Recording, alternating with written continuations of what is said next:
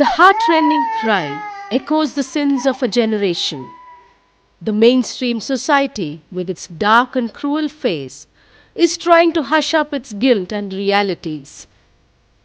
The big culture systematically subdues the cry of a generation, killing many innocent minds. What have these tiny tots done to be part of this guilt?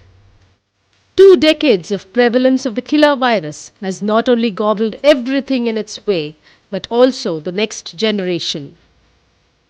India need not worry over fighting wars, but must worry over combating pediatric AIDS.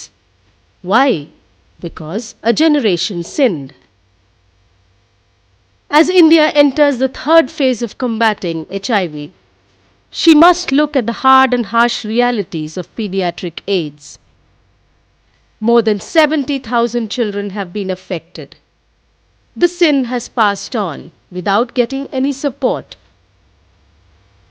Even the oral suspension of ART is reaching just over 1,000 children.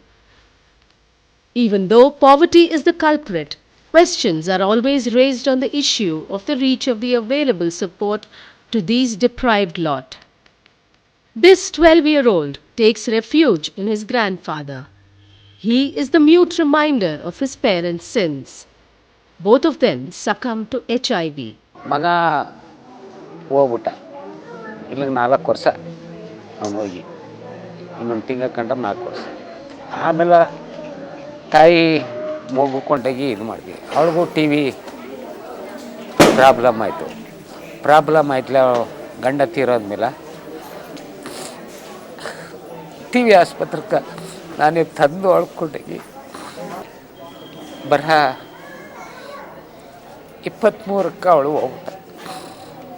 ಇವನು ಭೇದ ಭಾವದ ಇಲ್ಲ, ಇವ್ರ ತಾಯಿ ತಂದೆಗೂ ನಾವು ಭೇದ ಭಾವ ಇತ್ತಿಲ್ಲ.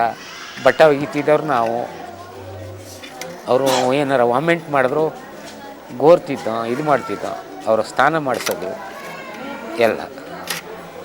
ಇದರಲ್ಲಿ ನಾವು ಎಂಜಲು ಮೈಲ್ಗ ಅಂತ ಹೆದರ್ಕಂದಿಲ್ಲ. ನಾನೇನು ಸುಳ್ಳಾಗಿ ಜನ ಮೆಚ್ಚುಗಳೇ ಅಂತ ಹೇಳ್ತಾ ಇಲ್ಲ. ಇವತ್ತು ಎಲ್ಲಕ್ಕೂ ತಯಾರಾಗಿದ್ದೀನಿ.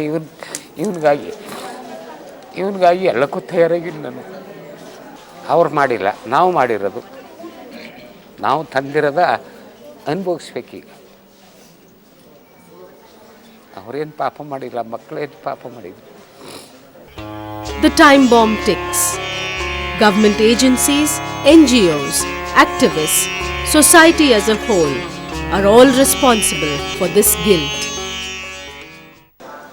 A problem which would emerge as a later wave in the epidemic, because if we look at the evolution of the epidemic even in sub-Saharan African context, the issue of pediatric AIDS, the issue of AIDS orphans, then abandoned children, it all started emerging almost about few years after it started showing up in adults.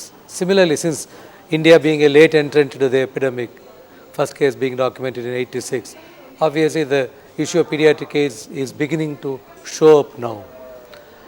It is quite a matter of great concern in India, because we know, though countrywide we have implemented a PMTCT program, that is prevention of mother to child transmission program, the effective reach out is less than 9%.